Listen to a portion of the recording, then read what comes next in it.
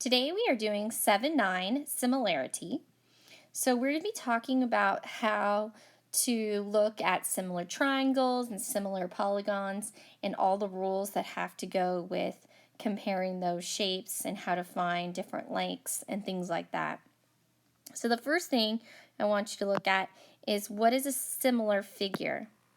So similar figures have the same shape and the same or different size. So if you look here, I drew two shapes, and my shapes aren't very accurate because I do not draw. I'm not a very good artiste, let's put it that way. So basically it's saying if you have these two figures, they have the same shape, and sometimes they are exactly the same size, sometimes their lengths are just different. Another important piece of information that you want to understand are similar polygons. So here we have similar polygons, and they are two figures that have corresponding angles, are congruent, and have lengths of corresponding sides that are proportional. So what does that mean? Well, here we have two figures. Let's go back and look at those. And these two figures, if they have corresponding angles that are congruent, which means they have the same angle measurement. So this angle and this angle, they're considered corresponding angles. If they have the same angle measurement, then they are considered congruent angles. Just like if these two right here, these guys are corresponding angles, if they have the same measurement, then they are congruent. So if you have a figure that has all these angles that are congruent, and I'm marking these, labeling them as congruent, then you could have a similar polygon. So in order for them to be similar, like I said before, their angles have to be congruent and their side lengths have to be proportional. So, and I'll show you what that means in a second as far as what proportional means. Some important symbols that you should look at here are similar. So if you draw a little squiggly line, that is similar. Here we have congruent. This symbol right here means congruent. This symbol right here is an angle. And if you write a line segment, you would write AB. So like if it's a line segment, for example, AB, that would be this endpoint to this endpoint right here. And you would write that as line segment AB. Let's get into an actual example here. I drew two similar polygons. They're right here and right here. And what you notice about these is their corresponding angles have the same measurement. So that means that these could be similar figures as long as their sides are proportional. So it's telling you that these two figures are similar in the directions. It said, okay, you have these two similar figures, and it wants you to label the parts that are congruent. So here we have angle A is congruent to angle E, which I already showed you visually. This is how you would state that.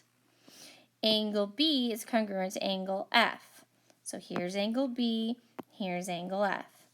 Angle C is congruent to angle G. So here's C, here's G. And angle D is congruent to angle H. So here's D and here H. So congruent means they have the exact same measurement.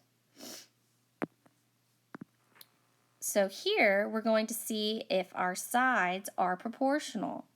In order for them to be proportional, which they should be because it says it's a similar figure, but in order for them to be proportional, these answers, when we solve them out, will have to all be the same. So let's look at how you would figure that out. Let's first look at AB. So if we go back up here, AB, we have right here, AB is 300. And we want to look at that corresponding side length, which is this one right here, which would be EF, which is 1.5. So we would go ahead and write the measurement for AB, which was 300, divided by the measurement for EF, which was 1.5. When we reduce that, you would get 200. Let's look at the next one. We have BC and FG. So let's go back. BC is right here, and FG is right here. So we're looking at the corresponding side lengths. We have 1,105.5. So we'll go plug those in. So 1,100 divided by 5.5. We end up getting 200. So far so good. Now we have to look at CD and GH. So we'll go back. C, D, and GH. We have 603. So let's go plug those in. CD, 600. GH, 3. We also get 200 when we reduce that. Now we have to look at DA and HE. DA right here and HE right here. 1,206. We go ahead and plug those in.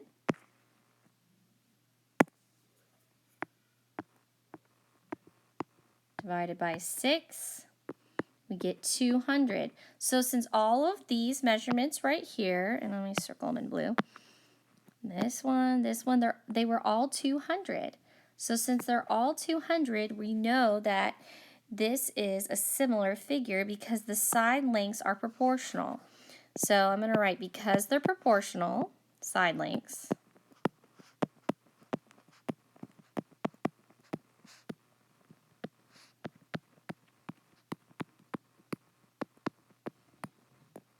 so the side lengths are proportional and the angle measurements were congruent.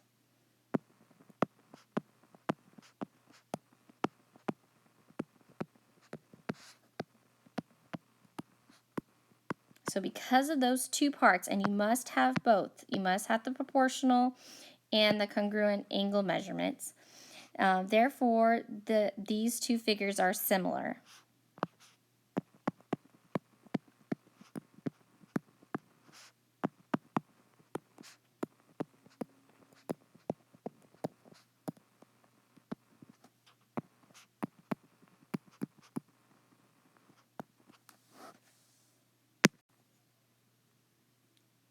This slide has used proportions to find missing dimensions of these similar figures. So we already know they're similar, so that means all their angle measurements must be the same length and or the same degree, and all of their side lengths must be proportional.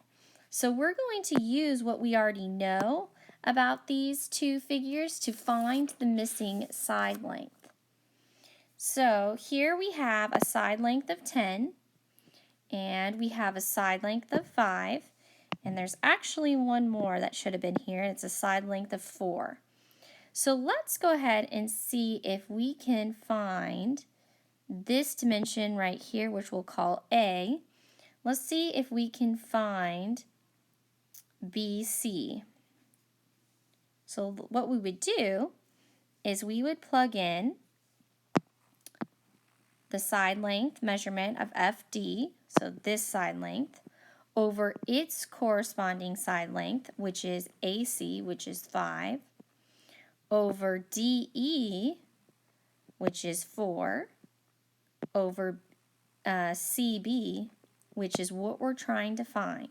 You must be consistent on how you set up your proportion.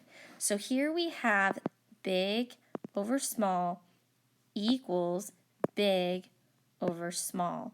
You must be consistent on how you write this. There are other ways to write it. You could have also written your big over your big, and then equals your small over your small. But you must be consistent with your sides. So for this one, just to make it easy, I'm going to be consistent in how I show you, but we're going to have 10 over 5, which is the big over the small. So 10 over 5 equals, so 10 over 5 equals our big over our small, so our 4 over A. So now that we set up a proportion, we can go ahead and cross multiply and solve for A. So I'm going to cross multiply these. 10 times A is 10A. 5 times 4 is 20.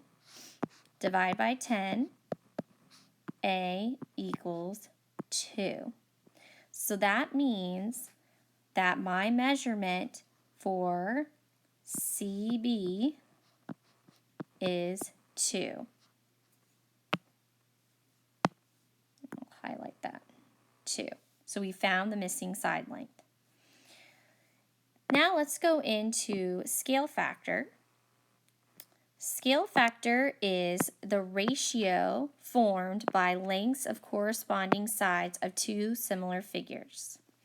So it says sometimes figures can overlap.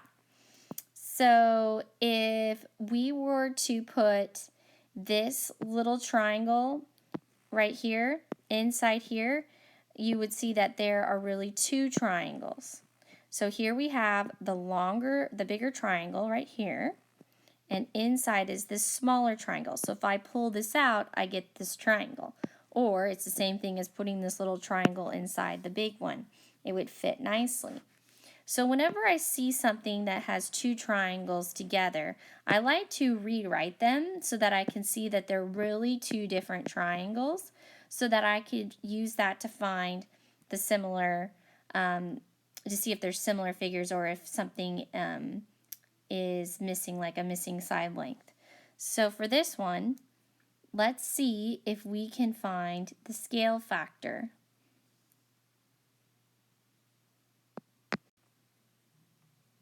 But before I do, let me kind of explain more about what scale factor is. So scale factor is something that you use to either enlarge or shrink an object. The most common example that I can think of is when you go and print photographs.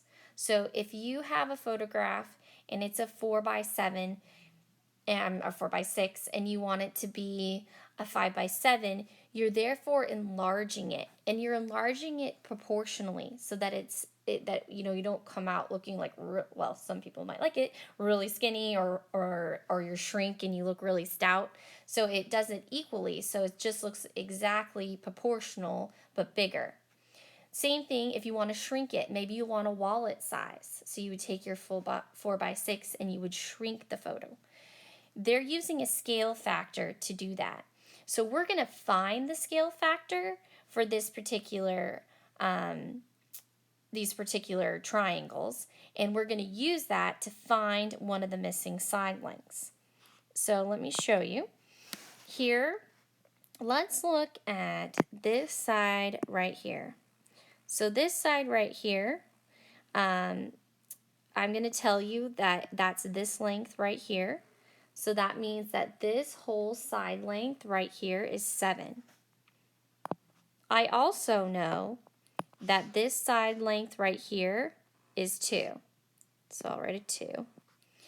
And that's just that little piece right here. This is 2, this is 2. The whole thing is 7.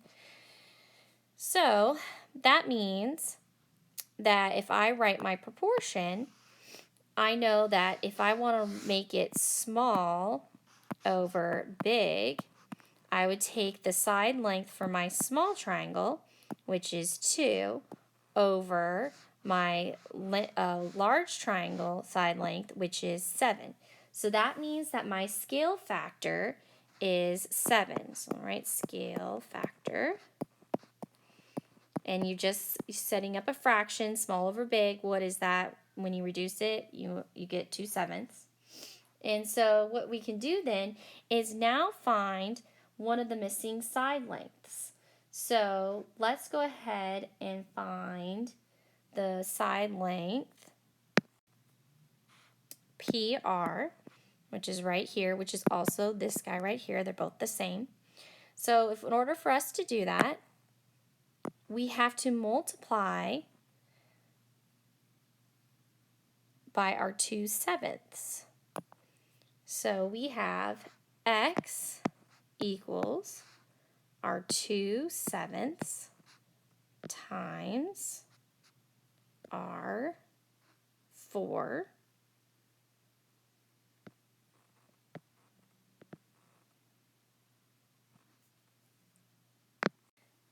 Now the reason I'm multiplying it by 4 is because if you see right here, this 4 is a similar side length to this one. So we want to use 4 and we're going to shrink it by 2/7 to see what this side length is because these are proportional figures. So 2/7 times 4, I get 4 times 2 is 8. That's just really under 1, which is 7. So we have 8/7. And I know that 7 goes into 8 one time with 1/7 left over. So this would be my side length for this particular side length x. Another way you can have done it is proportions, which we've already done. So let's set up a little proportion here and practice doing that. I'm going to move this down a little bit so we can see. So if we were to do a proportion and we wanted to find missing side length x, we would do our big over small, or small over big, it doesn't matter. So this time I'll do small over big. So we have x over 4, because I'm using the small over the big length, equals the small, which is 2, over the big, which will be 7, equals the small length 2, which is the big similar side 7. And I think I said 4, but I wrote, that's a 4, but I wrote 7 here.